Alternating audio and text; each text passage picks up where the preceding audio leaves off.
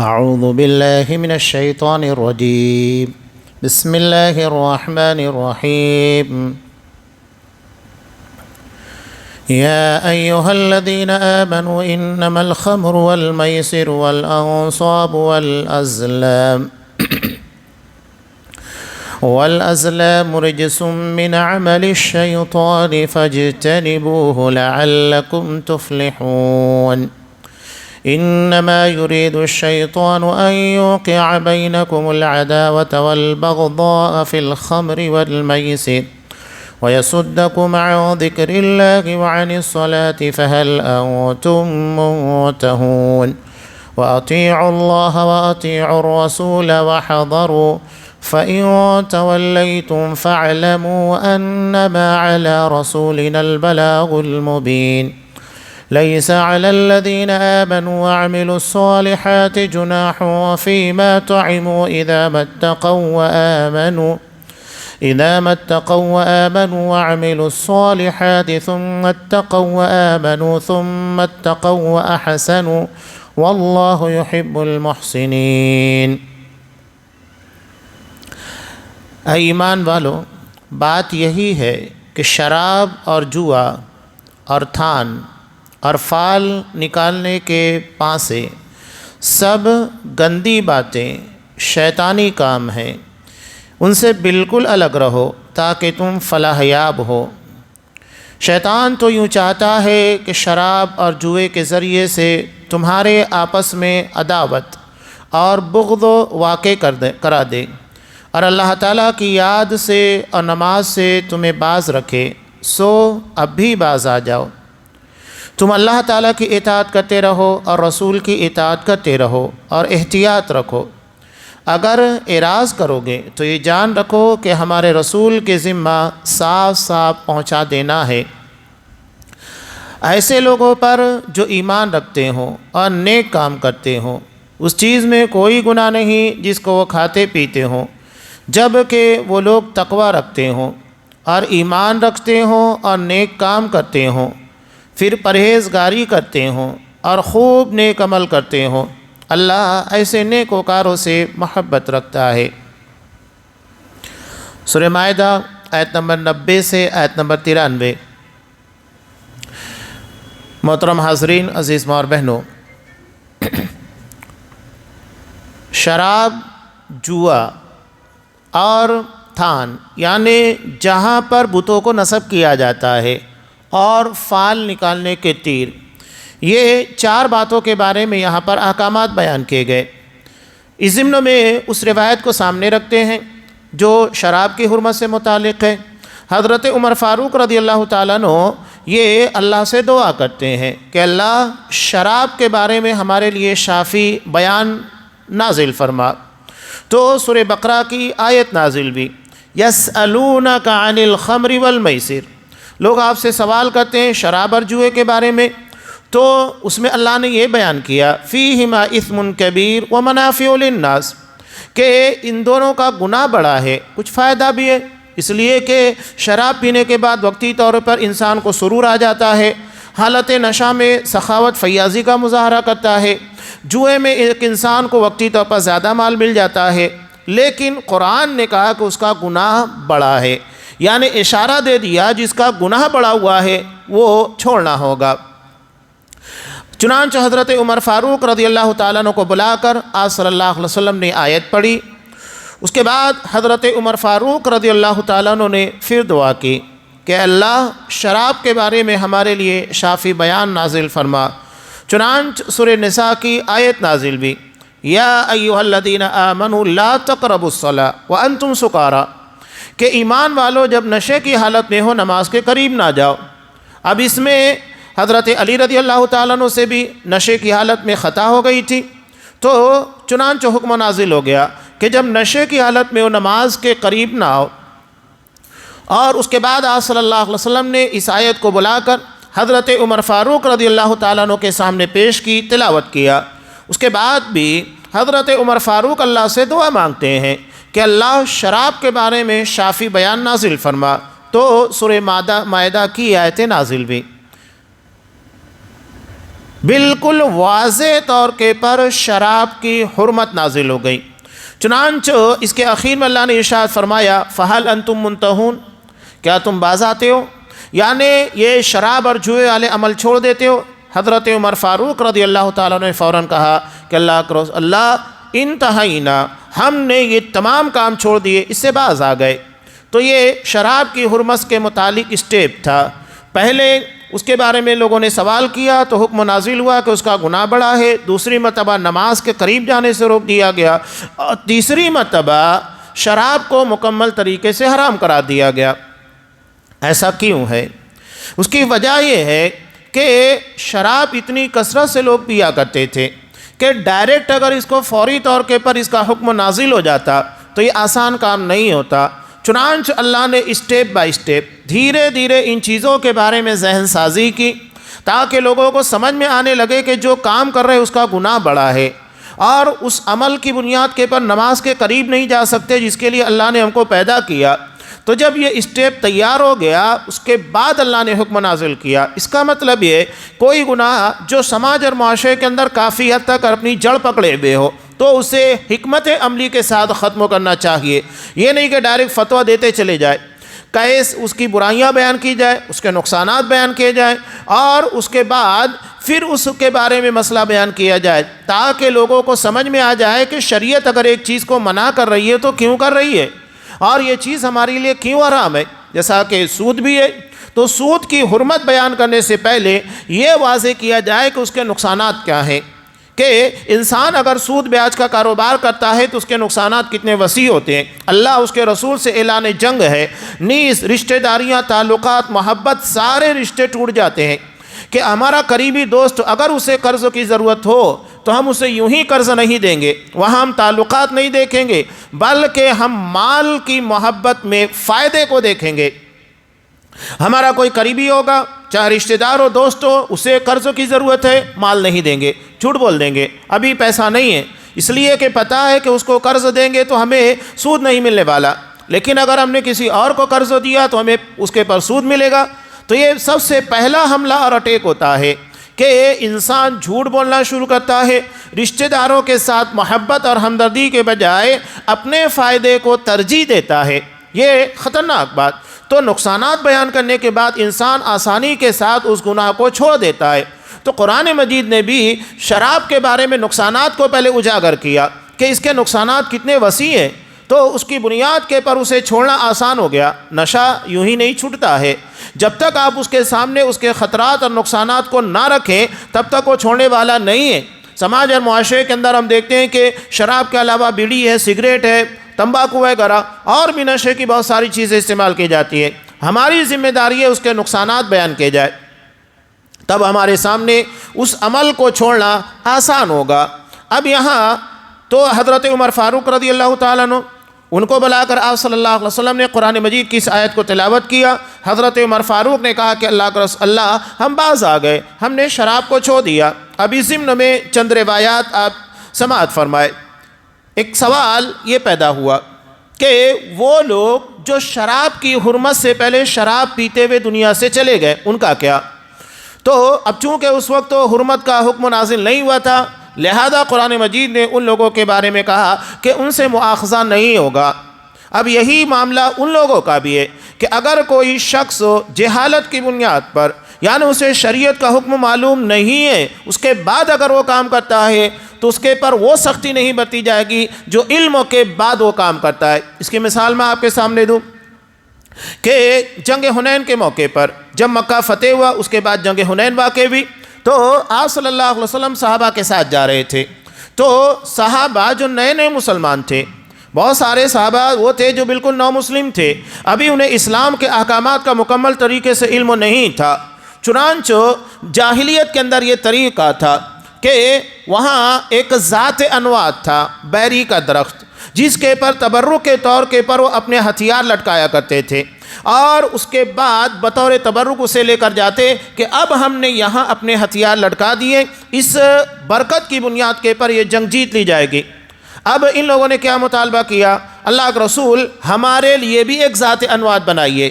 انہوں نے ڈائریکٹ تو یہ نہیں کہا کہ جو زمانے جاہلیت کے اندر بیری کا درخت تھا وہی، بلکہ ہمارے لیے بنا دیجئے، آپ طے کیجئے۔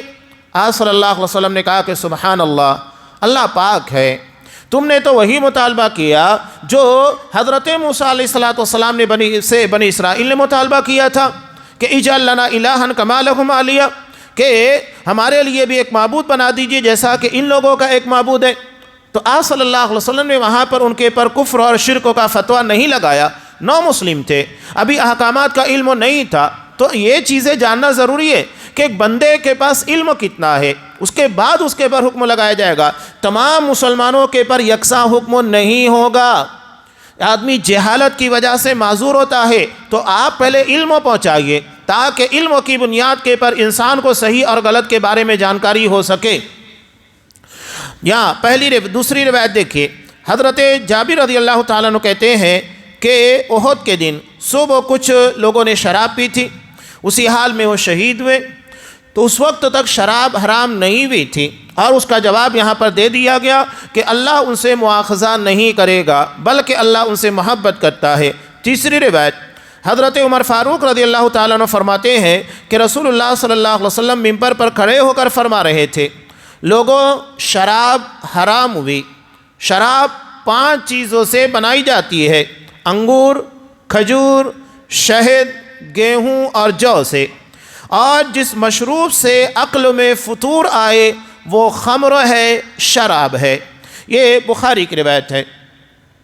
انسان اگر شراب کے بارے میں غور کرے، اس کا سب سے بڑا نقصان کیا ہے؟ سب سے بڑا نقصان یہ ہے کہ اللہ نے انسان کو دیگر مخلوقات کے مقابلے میں کس بنیاد کے پر شرف دیا؟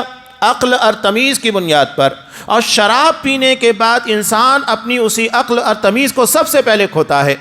دیکھیے، شراب پینے کے بعد نالے میں پڑا ہوتا ہے، روڈ کے کنارے پڑا ہوا ہے، کس کس حالت میں لوگ پڑے ہوتے ہیں، یعنی انسان جانوروں سے کہیں زیادہ بدتر حالت کے اندر چلا جاتا ہے۔ یہ شراب کا ایک خطرناک ظاہری نقصان ہے کہ انسان انسانیت کے دائرے سے نکل کر جانوروں سے بدتر زندگی گزارنے پر مجبور ہوتا ہے۔ یہ اس کے نقصانات۔ اس کے علاوہ بیوی کو مارنا، ماں کو مارنا، بچوں کو مارنا، اس کے الگ نقصانات ہیں۔ طبی اعتبار سے دیکھا جائے، اس کے جسم کو، پھیپھڑوں کو، کلیجے کو نقصان جو پہنچتے ہیں، کڈنی کو نقصان ہوتا ہے، وہ الگ ہے۔ یعنی نقصانات بہت وسیع ہے، جسمانی اعتبار سے بھی، سماجی اعتبار سے بھی، مالی اعتبار سے بھی، اور اس کے عقل اور شعور کے اعتبار سے، ہر اعتبار سے نقصان ہی نقصان ہے۔ اب یہاں چوتھی روایت، یہ پہلی جو روایت بیان کی گئی، اس ضمن میں یاد رکھیے گا کہ یہ جو 5 چیزوں کی شراب بنائی جاتی ہے، تو اس کا مطلب یہ نہیں کہ اس کے علاوہ حلال ہے۔ آپ صلی اللہ علیہ وسلم نے کیا کہا؟ جس مشروب سے عقل میں فطور آئے، کوئی بھی ڈرنک کو آپ اسے پئیں، اس کے بعد آپ کو نشہ طاری ہوتا ہے، وہ حرام ہے۔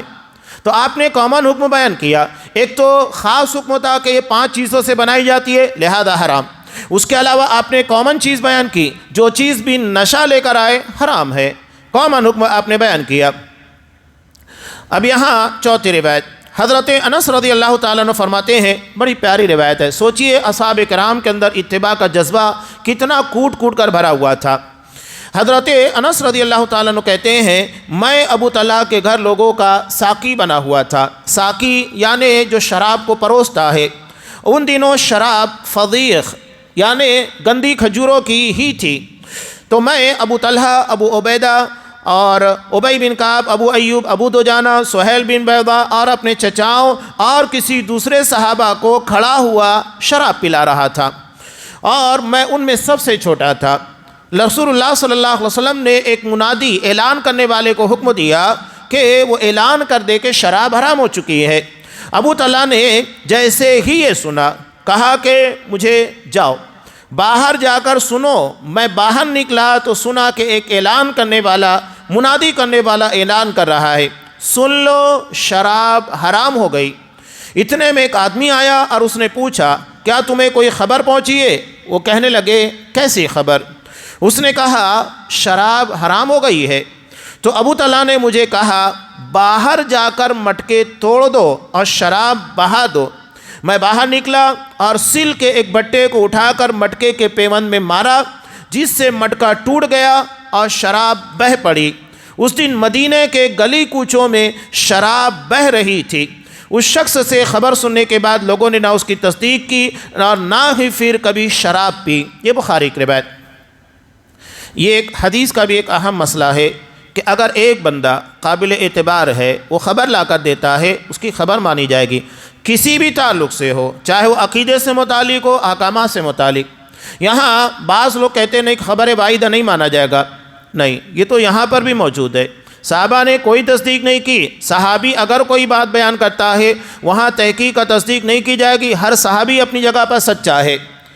بہرحال اب یہاں اس حدیث کی روشنی میں آپ غور کیجئے کہ جیسے ہی انہیں معلوم ہوا شراب حرام ہو چکی ہے، فوری طور پر شراب کے مٹکوں کو توڑ دیا۔ یہ نہیں کہ چلو جتنی بنی ہوئی ہے اس کو پی لیں گے، بعد میں دیکھیں گے، نہیں۔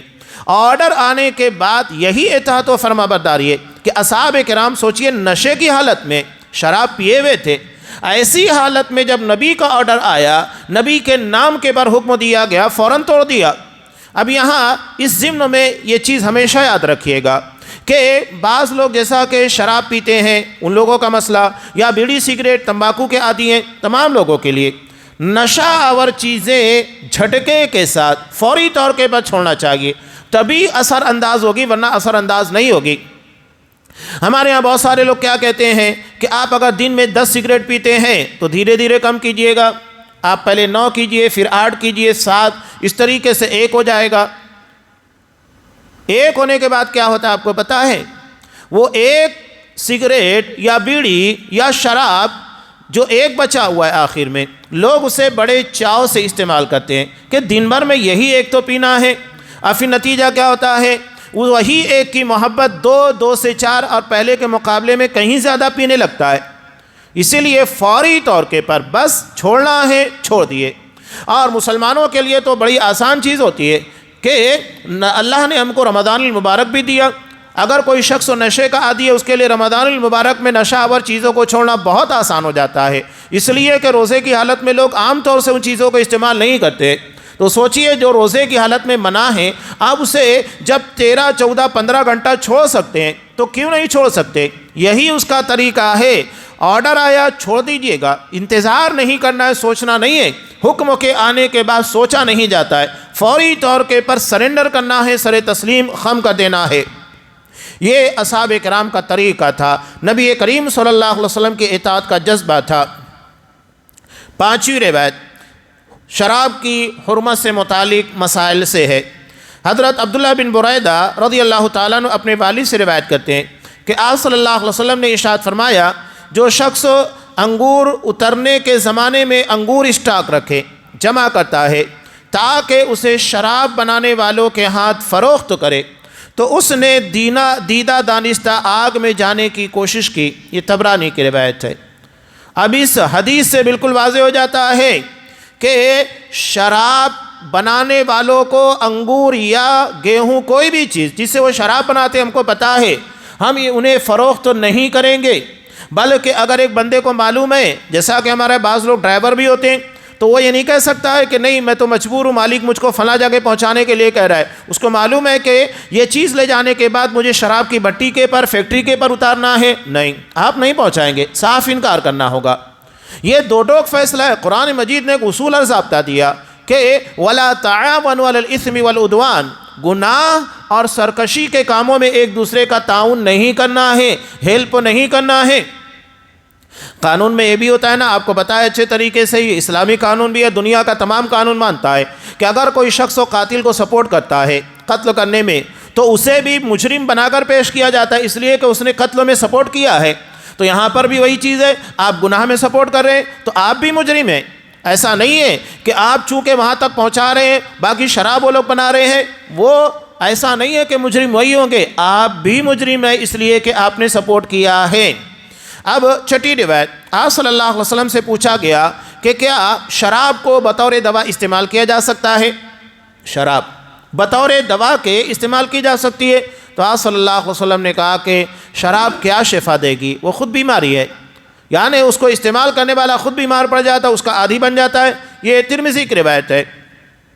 اب یہاں ضمناً ایک مسئلہ آتا ہے، خاص طور کے پر ہومیوپیتھ میں جو علاج ہوتا ہے، تو وہ لوگ الکوہل کو استعمال کرتے ہیں، الکوہل حرام ہے، وہ شراب ہی ہے، نشے کی ایک چیز ہوتی ہے، تو ایسی صورت میں حکم یہی ہے کہ اگر اس کا الٹرنیٹیو موجود ہے، یعنی اس دوا کا متبادل، تو ہم اس دوا کو استعمال نہیں کریں گے جس میں الکوہل استعمال کیا جاتا ہے، اور اگر نہیں ہے، مجبوری ہے، تو مجبوری کی حد تک، لیکن اگر اس کا الٹرنیٹیو مل جاتا ہے، متبادل مل جاتا ہے، تو پھر آپ اسے استعمال نہیں کریں گے۔ یہ دوا علاج کے اندر اس بات کو یاد رکھیے گا۔ 7ویں روایت، حضرت عائشہ رضی اللہ تعالیٰ عنہ فرماتی ہیں کہ آپ صلی اللہ علیہ وسلم نے ارشاد فرمایا، ہر نشہ آور چیز حرام ہے، کل مسکر حرام، ہر نشہ لانے والی چیز حرام ہے، لہذا بات ختم ہو جاتی ہے۔ یہ مسلم کی روایت ہے۔ نیز 8ویں روایت، آپ صلی اللہ علیہ وسلم نے ارشاد فرمایا، ما اسکر کثیرہ فقلیل حرام، جس کی زیادتی نشہ لے کر آئے تو اس کی تھوڑی مقدار بھی حرام ہے۔ ایسا نہیں کہ بندہ یہ کہے کہ میں 10 گھونٹ شراب پیتا ہوں تبھی مجھ کو نشہ آتا ہے، تو 9 گھونٹ اس کے لیے حلال ہو جائے گا کہ 9 گھونٹ تک اس کو نشہ نہیں آیا، نہیں، اس کی معمولی مقدار کو بھی حرام قرار دیا گیا ہے۔ ترمذی کی روایت۔ 9ویں روایت کہ آپ صلی اللہ علیہ وسلم سے سوال ہوا کہ کیا شراب کا سرکہ بنا سکتے ہیں؟ شراب اور سرکے کے درمیان فرق ہوتا ہے، سرکے میں نشہ نہیں ہوتا ہے، صحت کے لیے انتہائی مفید، بلکہ آپ صلی اللہ علیہ وسلم سرکہ بڑی چاو اور محبت کے ساتھ استعمال کرتے، اور ایک مرتبہ آپ صلی اللہ علیہ وسلم اپنے گھر میں گئے، کھانے کے لیے کچھ نہیں تھا تو صرف سرکہ ہی موجود تھا، تو آپ صلی اللہ علیہ وسلم نے کہا کہ سرکہ کتنا بہترین سالن ہے، اور اسی کے اندر آپ صلی اللہ علیہ وسلم نے روٹی بھگو کر کھائی۔ تو سرکہ انتہائی مفید چیز ہوتا ہے، اس میں نشہ نہیں ہوتا ہے، لیکن ایک اسٹیپ کے بعد اس کے اندر نشہ آنے لگتا ہے۔ یہی معاملہ نبیذ کا بھی ہے۔ نبیذ کھجور کا پانی، یعنی اس کے اندر کھجور بھگا دی جائے اور اس کے بعد اس پانی کو استعمال کیا جائے۔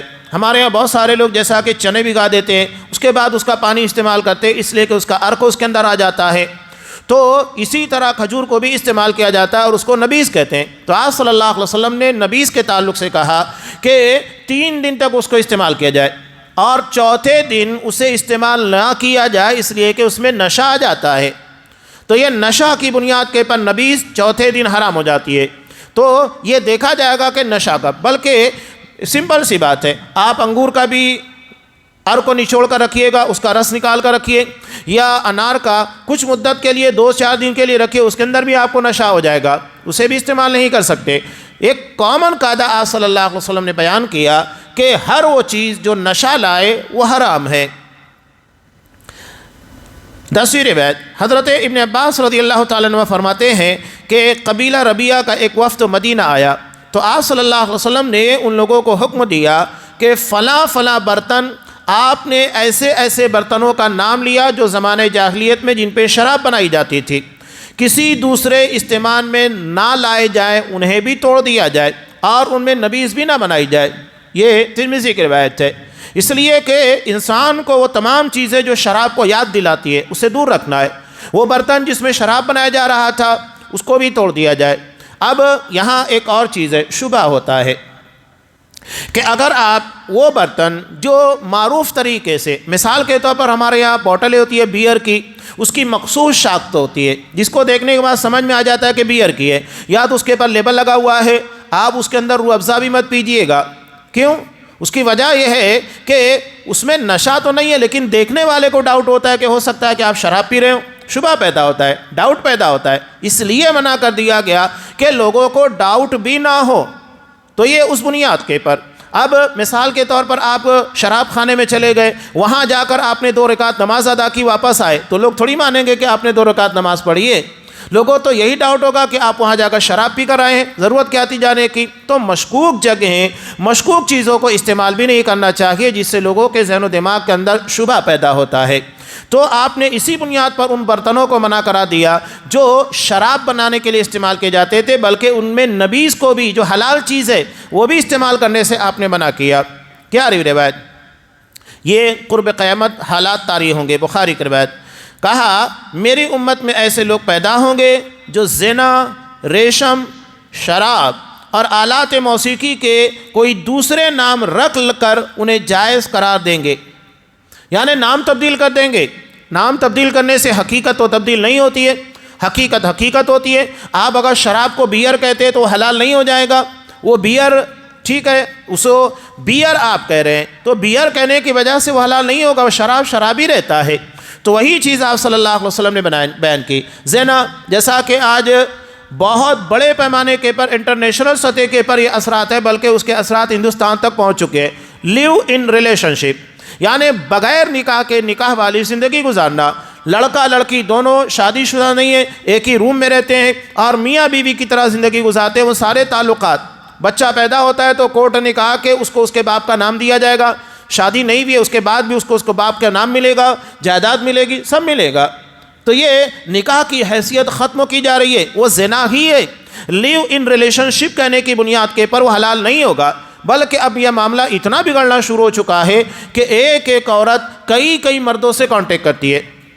ایک مردوں سے لیو ان ریلیشن شپ کے اندر ہے، دوسرے سے بھی ہے، تیسرے سے بھی ہے، تین چار مردوں کے ساتھ تعلقات بنا کر رکھتی ہے۔ اور یہی معاملہ مردوں کا بھی ہے، وہ بھی کئی عورتوں کے ساتھ لیو ان ریلیشن شپ میں رہتے ہیں۔ بلکہ بعض عورتیں ایسی ہیں یا شادی شدہ مرد ہو، یعنی دونوں شادی شدہ ہیں، اس کے بعد بھی کسی اور سے لیو ان ریلیشن شپ کے اندر رہ رہے ہیں۔ تو یہ ختم کرنے کی کوشش کی جا رہی ہے جو اسلام نے نافذ کیا۔ قرآن، اللہ کے رسول نے کہا کہ اس کا نام تبدیل کیا جائے گا، ریشم، اس کا نام بھی تبدیل کر دیا جا رہا ہے۔ تو ایسا نہیں ہے کہ نام کے تبدیل کرنے کی وجہ سے وہ چیز حلال ہوگی، بلکہ لوگ اسے نام تبدیل کر کے حلال کرنے کی کوشش کریں گے۔ 12ویں روایت اب یہاں سزا سے متعلق ہے۔ شراب کی سزا کیا ہے؟ حضرت انس رضی اللہ تعالیٰ عنہ کہتے ہیں کہ آپ صلی اللہ علیہ وسلم کے پاس ایک شخص کو لایا گیا جس نے شراب پی تھی، تو آپ نے اسے 2 ٹہنیوں سے 40 مرتبہ مارا، یعنی 40 مرتبہ اس کو مار کر سزا دی۔ اب 13ویں روایت کہ آپ صلی اللہ علیہ وسلم نے ارشاد فرمایا کہ اللہ نے جس چیز کا پینا حرام ٹھہرایا، یعنی جسے ہم استعمال نہیں کر سکتے ہیں، اس کی خرید و فروختوں کو بھی حرام کر دیا۔ یہی معاملہ بیڑی سگریٹ کا ہے، تمباکو کا ہے، پوڑی وغیرہ کا، یہ حرام ہے، ان کا استعمال کرنا حرام ہے تو بیچنا بھی حرام ہے کھلے طور کے پر۔ ایسا نہیں ہے کہ شریعت اگر ایک چیز کو حرام قرار دیتی ہے کہ آپ اس کو کھا نہیں سکتے، بیچ سکتے ہیں، ایسا نہیں ہے۔ اس کا بیچنا، خرید و فروخت، تمام چیزیں حرام قرار دی گئی ہیں۔ نیز 14ویں روایت حضرت عائشہ رضی اللہ تعالیٰ عنہ فرماتی ہیں کہ جب سود سے متعلق سورہ بقرہ کی آیت نازل ہوئی تو آپ صلی اللہ علیہ وسلم مسجد میں آئے، ان آیتوں کو پڑھ کر سنایا، پھر فرمایا کہ شراب کی خرید و فروخت حرام ہے، لینا دینا حرام ہو گیا ہے۔ بخاری 15ویں روایت کہ آپ صلی اللہ علیہ وسلم نے شراب کے سلسلے میں 10 لوگوں پر لعنت کی۔ شراب نچوڑنے والا، یعنی جو شراب کو نکالتا ہے، نچوڑتا ہے، اور نچوڑوانے والا یعنی جو مالک ہوتا ہے، کسی مزدور کے ذریعے وہ کام کراتا ہے، لینے والا یعنی اس کو خریدنے والا، اٹھانے والا یعنی جو وہاں پر حمالی کرتا ہے، جس کے لیے لے جائی جائے، چاہے دکاندار ہو یا کسٹمر ہو، یا اس کے بعد پلانے والا۔ ٹھیک ہے، آپ نہیں پی رہے لیکن پلا رہے ہیں، تب بھی آپ مجرم ہیں۔ بہت ساری ہوٹلوں کے اندر ہوتا ہے کہ آپ اگر وہاں پر ویٹر کا کام کرے ملازم کی حیثیت سے تو شراب آپ کو پروسنا ہوتا ہے، غلط ہے، آپ بھی اس کے اندر مجرم ہیں۔ بیچنے والا، اس کی قیمت کھانے والا، خریدنے والا جس کے لیے خریدی گئی، یعنی کسی طریقے سے اس گناہ کے کام کے اندر ہم شامل نہیں ہو سکتے ہیں۔ یہ ترمذی کی روایت ہے۔ اب یہاں بہت ساری روایتیں، میں خلاصتاً اس بات کو بیان کروں کہ شراب کے بارے میں یہی فیصلہ ہے کہ یہ تعزیری سزا ہے۔ تعزیری سزا کا مطلب کیا ہوتا ہے کہ یہ حاکم وقت یا قاضی جج کے پر منحصر ہوتا ہے کہ وہ اپنی ثواب دید کی بنیاد کے پر طے کرے کہ کتنی دینا ہے، حالات کو دیکھنے کے بعد۔ جیسا کہ مثال کے طور پر ایک شخص نے شراب پی اور شراب پینے کے بعد کوئی نقصان نہیں پہنچایا، تو ٹھیک ہے، اس کو 40 لکڑیاں مار دی جائیں، ختم ہو گئی، یا 40 کوڑے مار دیے جائیں۔ یہ دوسری بات، اگر شراب پینے کے بعد، کچھ صحابہ نے کہا کہ شراب پینے کے بعد وہ الزام تراشی بھی کرنے لگتا ہے، بہتان لگانے لگتا ہے کسی کے پر، تو اب اس کی سزا بڑھ جائے گی، اس لیے کہ وہ شراب کی بھی سزا پائے گا، بہتان تراشی کرنے کی بھی سزا۔ اگر اس نے شراب کی حالت میں کسی کو نقصان پہنچا دیا، ہوتا ہے نا شراب پینے کے بعد، یا کسی کو مار دیا یا کسی کا مال ناجائز طریقے سے کھا لیا، اب وہ سزا الگ ہو جائے گی، شراب کی سزا بھی ہوگی اور اس کے ساتھ ان سزاؤں کا بھی اطلاق ہوگا جو اس نے شراب پینے کے بعد کیے، تو سب اس میں پلس پوائنٹ کے اعتبار سے جوائنٹ کی جائے گی۔ اسی لیے اس کو تعزیری طور کے پر رکھا گیا کہ جج اپنی ثواب دید کی بنیاد کے پر حالات کو دیکھے گا، نقصان کتنا ہوا ہے، اس کے اعتبار سے سزا کو نافذ کرے گا۔ اب یہاں ایک روایت میں خاص طور کے پر بیان کرنا چاہتا ہوں کہ آپ صلی اللہ علیہ وسلم کے زمانے میں ایک صحابی تھے اور انہیں کئی مرتبہ اور انہیں بڑے مذاقیہ تھے، ان کا انداز ہی مذاقیہ تھا۔ آپ صلی اللہ علیہ وسلم کے پاس کئی مرتبہ شراب پینے کے جرم میں لایا گیا، صحابہ نے انہیں ڈانٹا بھی کہ کتنا برا آدمی ہے، بار بار شراب پینے کے جرم میں لایا جاتا ہے، اس کے بعد بھی وہی کام کرتا ہے۔ تو آپ صلی اللہ علیہ وسلم نے منع کیا، کہا کہ شیطان کی مدد مت کرو، اب تم اس کو تانا دلاؤ گے اور اس کے گناہ کے پر روکو گے ٹوکو گے تو نتیجہ کیا ہوگا؟ وہ غصے میں آنے کے بعد یا چڑ میں آنے کے بعد اس کو اور پینے لگ جائے گا کہ جب اتنے بدنام ہو ہی چکے ہیں تو پینے میں کیا حرکت ہے؟ اس کی اصلاح کی کوشش کرنا چاہیے۔ ہمارے ہاں یہی مزاج گناہ کے تعلق سے ہونا چاہیے، کوئی بھی گناہ ہو، کہ اصل مقصود اس گناہ سے باز آنا، روک دینا ہونا چاہیے، چڑھانا نہیں ہونا چاہیے کہ ہم کسی کو گناہ کرنے کے بعد سماج کے اندر بدنام کر دے تاکہ بدنام ہونے کے بعد وہ اور گناہ کرنے لگ جائے، نہیں، بلکہ کوشش یہ ہونا چاہیے کہ وہ گناہ چھوڑے، اسے احساس ہو، یہ احساس دلایا جائے کہ میں جو کر رہا ہوں غلط ہے، اور اس کے بعد اسے ترک کرے، یہ اصل چیز ہوتی ہے۔ یہاں پر بھی آپ صلی اللہ علیہ وسلم نے وہی کہا۔ نیز اب اس کے اندر 3 چیزیں اور آتی ہے۔ میسر، جوا، اس کی آسان تعریف یہ ہے کہ انسان کو بغیر محنت کے کم وقتوں کے اندر زیادہ مال مل جائے۔ اب اس کے اندر لاٹری ہے اور بہت ساری چیزیں، اسکیمیں وغیرہ جیسا کہ ہمارے یہاں چلتی ہے قرآن اندازی کے ذریعے، سب اسی کے اندر شامل ہو جاتی ہے۔ یہ جوئے کی ہی شکلیں ہیں۔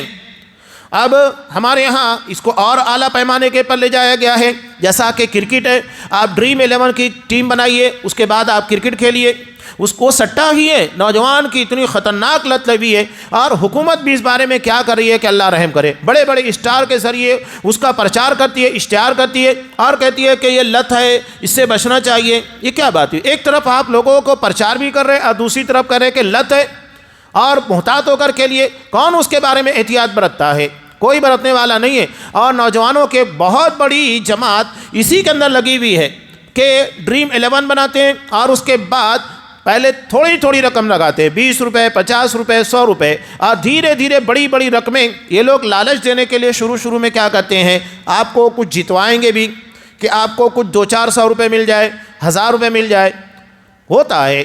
لیکن اس کے بعد جب انسان کو اس کی لت لگ جاتی ہے، بڑی بڑی رقمیں لگانے لگتا ہے، اس کے بعد اس کو لے کر ڈباتے ہیں۔ یہ ان لوگوں کا طریقہ کار ہوتا ہے۔ تو اپنے بچوں کے پر بہت سخت نظر رکھنے کی ضرورت ہے، نگرانی کی، تاکہ ہمارے بچے اس طرح کے جوئے کا شکار نہ ہوں۔ اب وہ وقت تو نہیں رہا کہ جوئے کھانے کے پر جا کر جوا کھیلا جاتا ہے، اب موبائل کے اندر یہ تمام چیزیں آ چکی ہیں، چاہے لوڈو کی بات کیجئے، ڈریم 11 کی بات کیجئے، اور بھی بہت ساری چیزیں ہیں۔ اس کے نقصانات بڑے خطرناک ہیں، اور اگر ہم نے نگرانی نہیں کی، یہ پرفتن دور ہے، مسائل بہت پیدا ہوں گے۔ بلکہ ایک بچے کے تعلق سے وہ ایک گیم کا عادی ہو چکا تھا، اور اس گیم میں اس نے بڑا پیسہ لگا دیا تھا۔ بہت سارے گیم ہوتے ہیں، اس میں آپ کو الگ طریقے سے پیسہ لگانا پڑتا ہے کہ آپ کو گن خریدنے کے لیے، سوٹ خریدنے کے لیے، شوز خریدنے کے لیے الگ سے پیمنٹ دینا پڑتا ہے، اور پھر وہ آن لائن الگ سے ان کا باقاعدہ واؤچر ملتا ہے اور وہ خریدا جاتا ہے۔ نوجوان بچے ہوتے ہیں، چھوٹے بچے ہوتے ہیں، 6، 7، 8، 10 سال کے لگ جاتے ہیں، ماں باپ دھیان نہیں دیتے کہ بچہ پیسہ کہاں لے کر جا رہا ہے، عادی بن جاتا ہے۔ نتیجہ کیا ہوتا ہے؟ ایک گھر کی حقیقی کہانی میں آپ کو بیان کر رہا ہوں کہ جب اس بچے کو بڑی رقم لگا دی گئی اور اسے روکا ٹوکا گیا تو باز نہیں آیا، بلکہ غصے میں آنے کے بعد گھر کا فرنیچر وغیرہ بڑے بڑے قیمتی سامان کو توڑ دیا کہ مجھے کیوں میرے گیم سے روکا گیا۔ یعنی دل و دماغ کے پر ایسا نشہ طاری ہوتا ہے جو شراب سے کہیں زیادہ خطرناک ہوتا ہے۔ یعنی یہ موبائل جو ہم خرید رہے ہیں، بچوں کو دے رہے ہیں، حقیقت میں ہم ان کی جان اور ان کی تباہی کا سامان خرید رہے ہیں۔ بہت زیادہ توجہ دینے کی ضرورت ہے، اور اس طرح کے پتہ نہیں کتنے واقعات پیش آ رہے کہ بچے اخلاق بگڑتے ہیں، اس کے اندر بہت سارا شرک بھی کروایا جاتا ہے، کسی مندر کے سامنے جا کر، کسی دیوی دیوتا کے سامنے جا کر پوجا کی جاتی ہے تاکہ ان کی شکتی، ان کی طاقت بڑھے۔ یہ سب گیمزوں کے اندر ہوتا ہے۔ تو شرک ہی ہے، چاہے آپ گیم کے اندر کیجئے گا، کہیں پر بھی کیجئے گا، ہمارے بچوں کے اندر شرک، ان کے اخلاق، ان کے معاملات، ان کی تجارت، ان کی صلاحیت، سب کو برباد کیا جا رہا ہے۔ یہ خمر ہے۔ انصاب یعنی کسی بت کے سامنے جا کر، جیسا کہ بت کی بات کیا کہیے، اس کو وسیع پیمانے کے پر کہیے کہ آپ جو میلے ٹھیلے ہیں، عرس وغیرہ، یہ سب اسی کے اندر آتے ہیں، سب سختی کے ساتھ منع کر دیے گئے۔ ازلام اور فال کے تیر، یعنی جو مشرکین مکہ بتوں کے سامنے تیروں کو رکھا کرتے تھے، اس سے تبرک حاصل کرتے تھے، سب کو حرام قرار دیا گیا ہے۔ اب اس کے آگے اللہ نے ارشاد فرمایا شیطان ان اعمال کے ذریعے تمہارے درمیان عداوت اور دشمنی ڈالنا چاہتا ہے، شراب اور جوئے کے ذریعے۔ اب بالکل واضح بات ہے، شراب، اس کی چند مثالیں، جوا، آپ نے ایک وقتوں کے اندر، ٹھیک ہے، آپ کو کچھ وقتوں کے لیے ابتدا کے اندر 2-4 ہزار لگے، لیکن اس کے بعد آپ کا 10-15 ہزار روپے چلا گیا، اور جو آدمی لے کر گیا آپ کو اس سے محبت تو نہیں ہوگی نا، نفرت پیدا ہوگی کہ اتنی بڑی رقم اس نے مجھے جیت گیا، جوئے کے اندر لے کر چلا گیا جسے میں نے بڑی محنت سے کمایا تھا یا میرے ماں باپ نے دیا تھا۔ دلوں میں کبھی محبت پیدا ہونے والی نہیں ہے، نفرت پیدا ہوتی ہے، اور دھیرے دھیرے پھر یہ چیز آگے چل کر بڑے خطرات اور بہت بڑی بڑی تباہیوں کا پیش خیمہ ثابت ہوتی ہے۔ اب یہ شراب کے بارے میں حضرت علی رضی اللہ تعالیٰ کی روایت ہے، اور حضرت سعد کی بھی ہے، کہ حضرت علی رضی اللہ تعالیٰ نے 2 اونٹنیاں اپنے ولیمے کے لیے تیار کی تو اس کے پر گھاس لے جا کر بیچا کرتے تھے۔ حضرت حمزہ رضی اللہ تعالیٰ نے ایک مرتبہ نشے کی حالت میں تھے، اور ایک لونڈی وہاں پر بیٹھی بھی ان کے لیے اشعار پڑھ رہی تھی، اور اسی دوران اس نے کہا کہ حمزہ دیکھیے یہ دونوں اونٹنیاں جوان اونٹنیاں ہیں، کیا تم اسے ذبح کر نہر کر کے لوگوں کو نہیں کھلاؤ گے؟ حضرت حمزہ نشے کی حالت میں تھے، اٹھے اور حضرت علی رضی اللہ تعالیٰ عنہ کی دونوں اونٹنیوں کو نہر کر دیا۔ اب یہ شکایت جب اللہ کے رسول تک پہنچی تو نشے کی حالت میں تھے۔ حضرت حمزہ نے غصے میں کہا نشے کی حالت میں، کون ہو تم لوگ؟ تم سب میرے باپ کے غلام اور لونڈے ہو۔ آپ صلی اللہ علیہ وسلم نے دیکھا کہ وہ شدید نشے کی حالت میں چلے گئے، بعد میں پھر آپ نے اسے وہ چیز واپس کرائی۔ سوچئے کہ سارے معاملات ہوتے ہیں کہ نہیں۔ حضرت سعد رضی اللہ تعالیٰ عنہ نشے کی حالت میں تھے، انصار کے ساتھ بیٹھے تھے، اور اسی دوران انہوں نے کہہ دیا کہ مہاجرین انصار سے بہتر ہے، ان کا مقام اور مرتبہ بلند ہے۔ ٹھیک ہے، صحیح ہے، لیکن وہاں ایک انصاری بیٹھا ہوا تھا، اس کو برداشت نہیں ہوا، کہا کہ نہیں، انصار بہتر ہے، اور اس نے اونٹ کے پائے کی ہڈی اٹھائی اور لے کر جو ان کے جبڑے کے پر مارا، بعد میں کافی ٹائم تک انہیں درد ہو رہا تھا۔ تو یہ جھگڑے کا ذریعہ بنتا ہے۔ قرآن وہی کہہ رہا ہے شیطان شراب اور جوئے کے ذریعے تمہارے درمیان نفرت پیدا کرنا چاہتا ہے، اسی لیے اللہ تعالیٰ تمہیں اس سے منع کر رہا ہے اور چاہتا ہے کہ تمہیں اللہ کے ذکر اور نماز سے روک دے۔ چنانچہ آگے اللہ نے حکم دیا اللہ اور اس کے رسول کی اطاعت کرو، واحذروا، اور احتیاط برتو، ان طرح کے کاموں کے اندر اپنے آپ کو ملوث نہ کرو۔ فَإِن تَوَلَّيْتُمْ، لیکن اگر نہیں مانتے ہو تو یہ بھی سمجھ لو فَاعْلَمُوا أَنَّمَا عَلَىٰ رَسُولِنَا الْبَلَاغُ الْمُبِينُ، ہمارے رسول کا کام پہنچا دینا ہے، ہم مواخذہ کریں گے، ہم انتقام لیں گے۔ اور آگے جو آیت ہے وہ جنگ احد کے تعلق سے بھی تھی، اور ان اصحاب کرام کے بارے میں بھی جو شراب کی حرمت سے پہلے دنیا سے چلے گئے، اور ان کے بارے میں یہی مسئلہ پیدا ہوا۔ قرآن مجید نے کہا کہ ان لوگوں کے پر کوئی گناہ نہیں ہے جو ایمان اور عمل صالح کی حالت میں گئے، اللہ ان کے گناہوں کو بخشنے والا ہے۔ یہ شراب کی حرمت سے متعلق احکامات تھے جو یہاں پر بیان کیے گئے۔ اب اس کے بعد حج سے متعلق احکامات ہیں، وہ انشاءاللہ آئندہ درس میں تفصیل کے ساتھ آئیں گے۔ اللہ سے دعا ہے کہ شراب یا نشہ آور جو بھی چیزیں جس سے ہمارا ایمان، عقیدہ اور ساتھ ہی ساتھ پیسہ ضائع ہوتا ہے، اور جوا جس کے ذریعے خاص طور سے نوجوان بے راہ روی کا شکار ہو رہے ہیں، شرکوں کے دلدل میں پڑ رہے ہیں، اپنے وقت، اپنی صلاحیتوں کو برباد کر رہے ہیں، اور نیز اپنے ماں باپ کے لیے بدنامی کا ذریعہ بن رہے ہیں۔ اللہ تعالی ہمیں ان تمام قسموں کے فتنوں سے محفوظ رکھے، گمراہیوں سے بچائے، اور ان گناہوں کے دلدل سے ہمیں اور ہماری قوم کے تمام لوگوں کو باہر نکالے۔ آمین۔ وآخر دعوانا ان الحمد للہ رب العالمین۔